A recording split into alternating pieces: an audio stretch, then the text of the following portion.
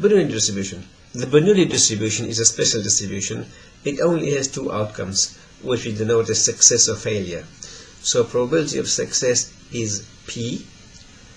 So if we let random variable x equal 1 if the trial is a success and 0 otherwise, then that random variable we say has a Bernoulli distribution. It's a very simple distribution, and we write this as x is distributed as. So we have this symbol here is read as is distributed as or has the distribution.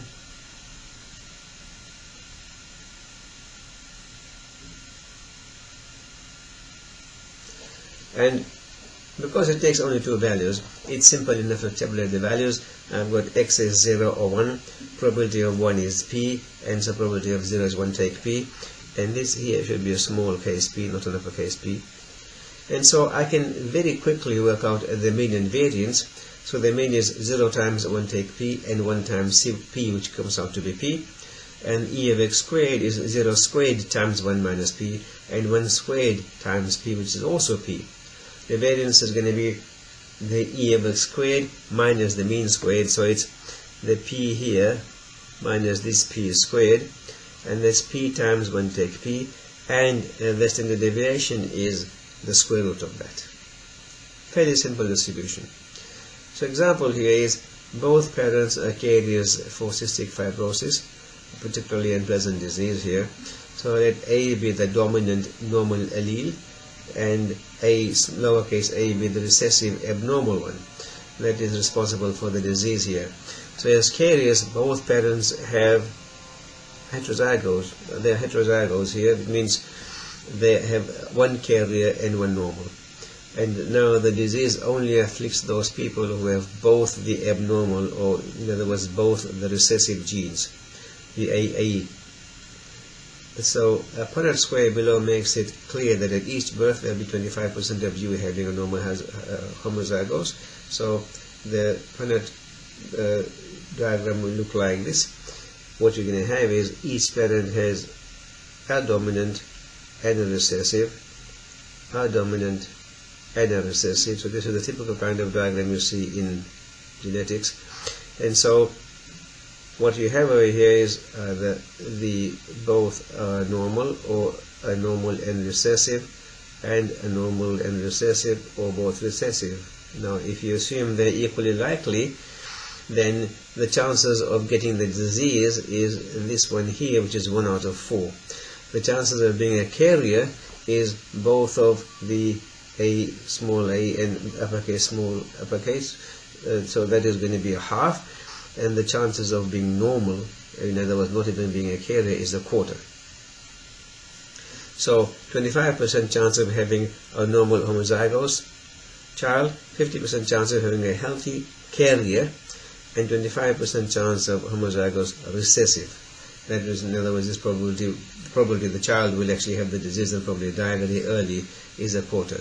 So here, if we let the random variable x denote the event the child is homozygous recessive, that is x equals 1 if the child is AA and 0 otherwise, that means x is Bernoulli 0.25. In other words, the probability the child has the disease is a quarter, so in this case x denotes 1 if the child has the disease and 0 otherwise, and the mean here is p, which is 0.25, and the variance is 0.1875, and now I want the square root to get the standard deviation. In other words, if both parents are carriers, then 1 out of 4 children will actually have the disease. The binomial distribution is an extension of the Bernoulli. So Bernoulli is just a single trial, one trial, and you get success or failure. The binomial is nothing more than the Bernoulli but repeated. So what we have here is we have a fixed number of n independent Bernoulli trials. They're identical, exactly the same in everywhere. Each trial has either success or failure as its only outcome, so that's Bernoulli. Probability of success is p, which we are assuming is fixed throughout the trials, and my random variable here counts the number of successes. So this is a counting process. And so in this case we say x has a binomial distribution. The binomial comes from the fact there are two outcomes. with parameters n, the number of trials that's fixed number of trials, probability of P of success, which is also fixed. We write this as X has the distribution which is binomial with the two parameters n and P. Now, of course, in this notation, if I only have one trial, n equals 1, then this is the same as Bernoulli. So Bernoulli P is the same as binomial 1P. Probability is binomial actually.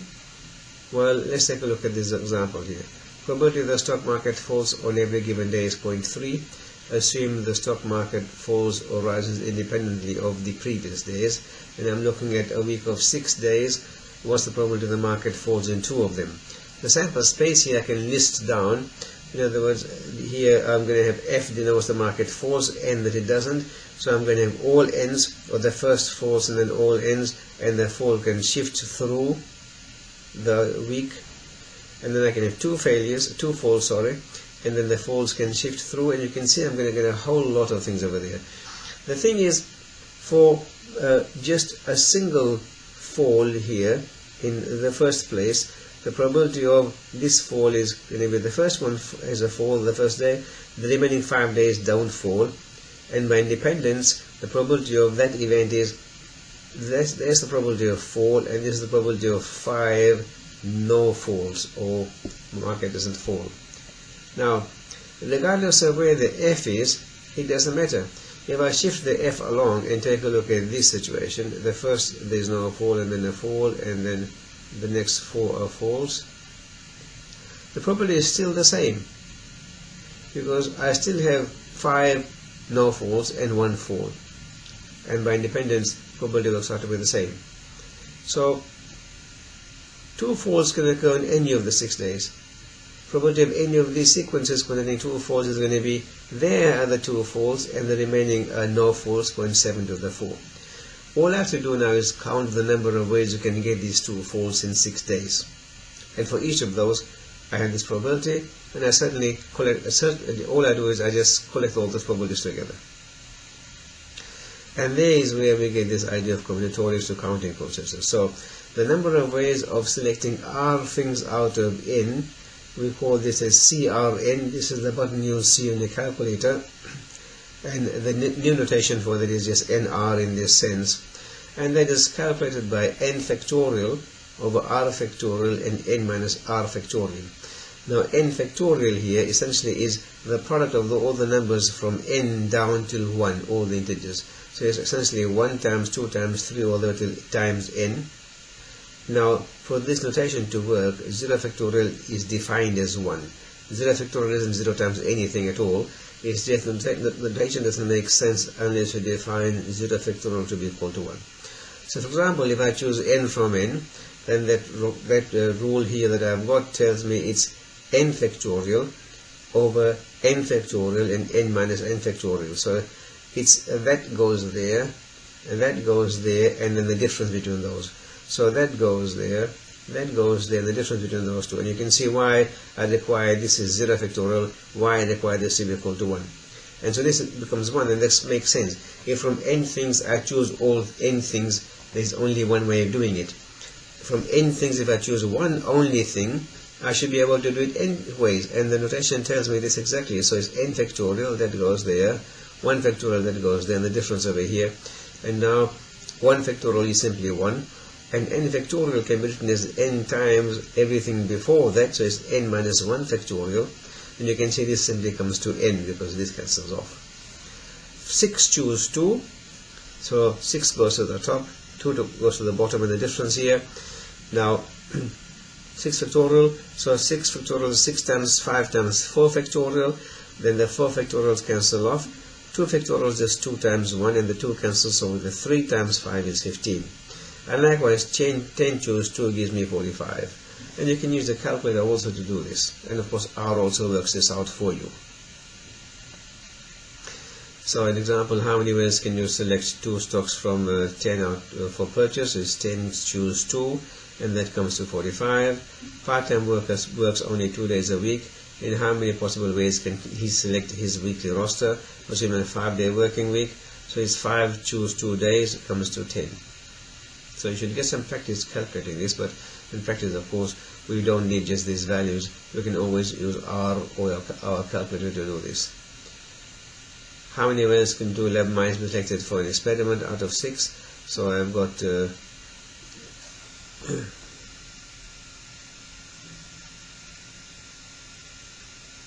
out of 6, I didn't say this. So 6 choose 2 here, and that comes to 55. Now, as I said, in most calculators you'll see this button here that you use. So the way it is going to work is, you first of all enter the number 6, then you choose the NCR, and then you choose the number 2, and you should get your answer as 15. So try this please, to make sure it works for you. Probabilities of binomial distribution. So the main idea we saw is that if I want k successors, then all I need to do is, for k successors, here's my probability of successors, and the remaining n minus k must be failures. Probability of failures is 1 minus p, and the number of ways I can select the k successors out of n trials is given by this. And the values, of course, that we can have for the binomial distribution is, I've got n trials that are fixed, and I'm counting the number of successors. Either I get 0 successors, or 1 success, or 2 success, all the way up till n successors. I'm limited by n here, the number of trials. So the number of successes is all the way of 0 up till n. So what I've said there is essentially explained in the next 3 dot points. The cumulative distribution function is probability of being less than equal to. So if x is binomial, probability of x less than equal to k means essentially I add them all up from 0 up till k, and this is a shorthand notation, so I'm saying the sum from x equals 0 up till k over here, and these are the probabilities that I'm adding up over here, and this is true for values of k from 0 up till n. Now, of course, I said we can use the formula for fun for a couple of examples, but you can also use R here, and that's what we will be using here. So here's an example. Probability a child from a heterozygous parent is homozygote recessive AAF for cystic fibrosis is 0.25. We saw that earlier. Assume that children from the same parents inherit this condition independently. Probability that a family of 6, 2 of them are recessive. So if I let my random variable x here denote the number of children who are AA out of 6, then x is binomial. My number of trials is 6. Probability of success here means getting the recessive AA gene, and so probability of x equals 2 is 6, 2, 0.25 squared, and 0.75 to the 4. And now let me fire up my R and see how this works out.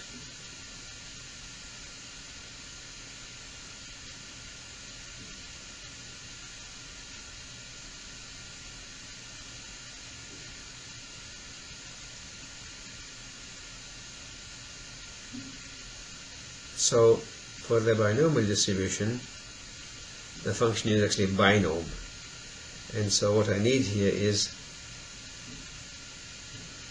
there are 3 things we'll have as the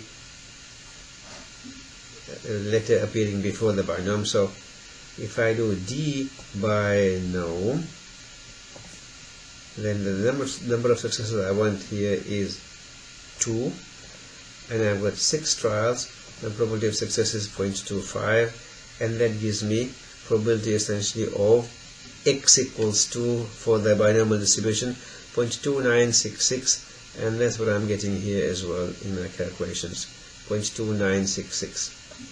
Probability at least one child is AA, so in this case I want at least one child means x bigger than equal to 1, and that's 1 minus probability x equals 0, and x equals 0 essentially says 6 to 0 is equal to 1, 0.25 to the 0 is 1, I'm saying it's 0.75 to the 6. None of the children have the disease, and that comes to 1 minus this number, and I've got the answer here. So x bigger than equal to 1, if I want probability x equals 0 again, I can go back to R, so I want x equals 0, the upward arrow gives me this last command again, and I'm looking at 0 in this case, and I get 0.1779 and so on. Okay. Probability that a pumpkin blossom produces fruit is 0.2. assuming that blossoms produce fruit independently of each other. Pumpkin vine has 20 blossoms. How many of them will produce fruit is the question here. So now pumpkins, I again define myself a random variable. Now this step is missed by most students. It's important to define the random variable for two reasons. One is you're clear what you're dealing with, and so is your marker. The second is if the question changes a little bit, so does your random variable, and it's important to know what you're working with. So here I've got 20 trials, probability of success here is 0.2, so x is binomial 20.2. Probability x equals 0 is by calculation or by r. Probability x equals 5, again calculation or r. Part C says at least 10 pumpkins. So I want here probability of x less than or equal to 10. So previously I used D, but if I use P, that gives me probabilities that are cumulative, so I get here less than or equal to. And I want here from the question at least 10 pumpkins. So I want 10 pumpkins, and I've got here 20 trials, and the probability of success is 0.2. So that comes to, this gives me probability of x less than or equal to 10, and that's 0.993. For in other words, quite a large number here that I'll get less than 10. Now knowing that I've got only 0.2 as the probability of success, I don't expect to get too many vines having too many of those flowers turning to pumpkins. And now the next question here says at most 5 pumpkins. So the at most 5 pumpkins here is going to be, so this part here is probability of x less than or equal to 10, and we've got that number as 0.9994.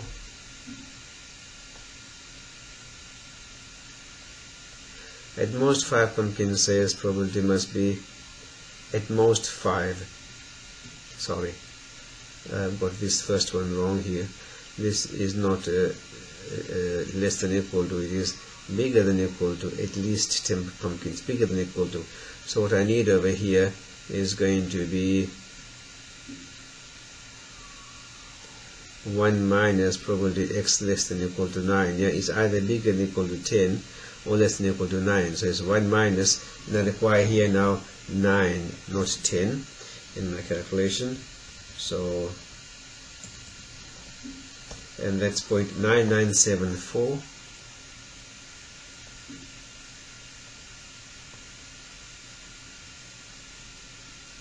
And that comes to 0.0026. Now at most 5 pumpkins of course means is 5 or less. And so in this case I want 5 or less, and that's simply changing this 9 to a 5. And that comes to 0.8042.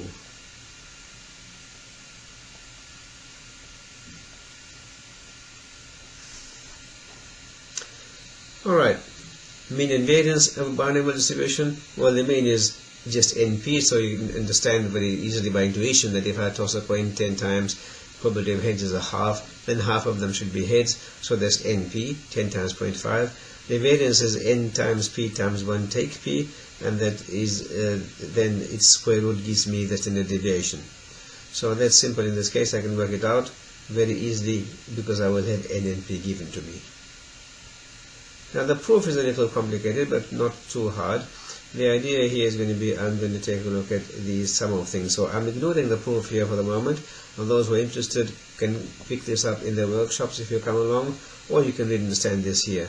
The main idea here is going to be that if I've got a sum of the random variables, so if I've got n trials, I'm breaking the n trials into individual Bernoulli trials. So each of them is a success or failure, and I'm going to add them all up. So here are my individual trials for success or failure, and I'm adding them all up. That's my binomial, and so the mean simply adds as well. So the mean of x is the mean of the sum of those, and I just instead of, I can break that down into the sum of the means. Each of them is Bernoulli, so has mean p. I add them n times, I get np. Likewise for the variance, because of independence, the variances also add. Now they don't always add this simply, it only works with independence.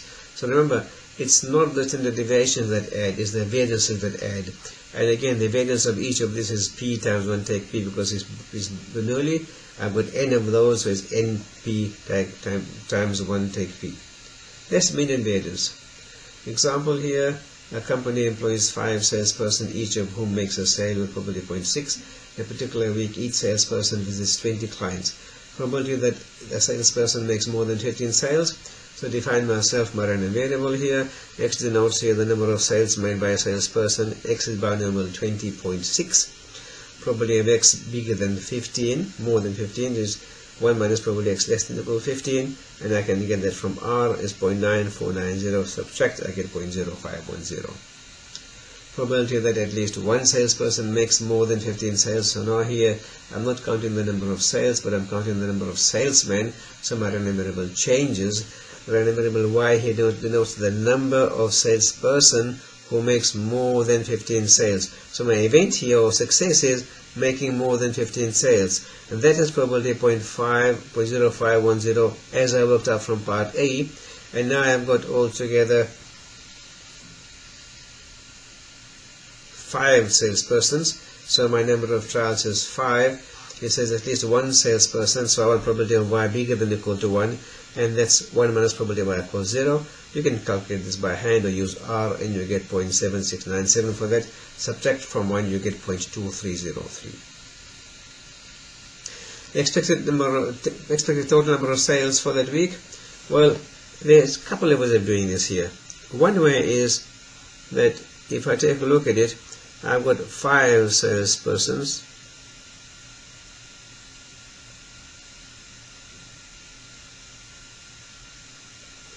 Each of them visits 20 clients. Just check back again. 20 clients.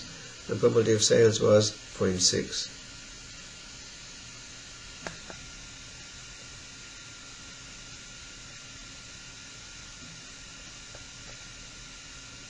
So altogether 100 clients. So if I let here, and I'm going to change my random variable here, W equals number of sales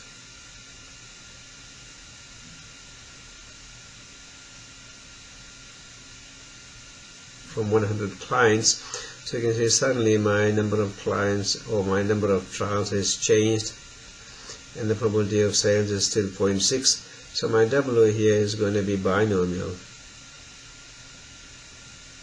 and there are 100 trials now, and probability of success is 0.6. The expected number here, the mean, is going to be NP. That's 100 times 0.6. In other words, I expect to get 60 sales on average. The other way of doing this is to let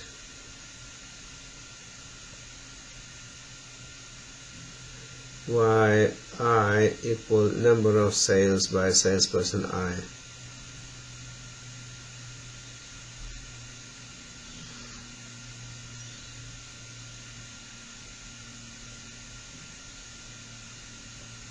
And I is going to be 1 to 5. So, in each of the yi's we know is binomial. Each of the salespeople visits 20 clients. Probability of success is 0.6. So the mean for the salesperson, each salesperson, is NP, 20 times 0.6, and that's 12. Total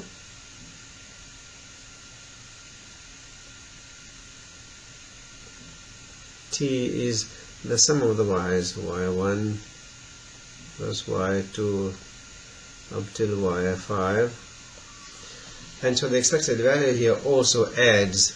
So E of T